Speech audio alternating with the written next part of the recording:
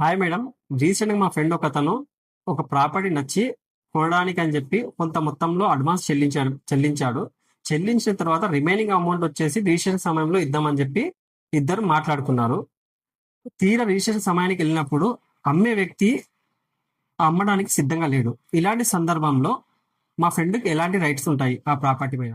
ఏదైనా ప్రాపర్టీ కొనేటప్పుడు గానీ, అమ్మేటప్పుడు గానీ ముందుగా అడ్వాన్స్ ఇచ్చి అగ్రీమెంట్ రాసుకుంటారు. దాన్ని అగ్రీమెంట్ ఆఫ్ సేల్ అంటారు. ఆ అగ్రీమెంట్ ఆఫ్ సేల్‌లో రాసుకున్న టర్మ్స్ అండ్ కండిషన్స్ ప్రకారమే నెక్స్ట్ వాళ్ళకి ఎలాంటి రైట్స్ ఉంటాయనేది డిసైడ్ చేయొచ్చు మనం. ఆ అగ్రీమెంట్‌లో రాసుకున్న టర్మ్స్ అండ్ కండిషన్స్ ఎవరు ఫుల్‌ఫిల్ చేయకపోయినా కూడా ఈ అగ్రీవ్డ్ పర్సన్ కోర్ట్‌లో సూట్ ఫర్ స్పెసిఫిక్ పర్ఫార్మెన్స్ కింద సివిల్ సూట్ ఫైల్ చేసి ఆ అగ్రీమెంట్ ఎగ్జిక్యూట్ చేసే రైట్స్ ఆ పార్టీకి ఉంటాయి. ఇలాంటి మరెన్నో అప్డేట్స్ కోసం please do subscribe us. Thank you.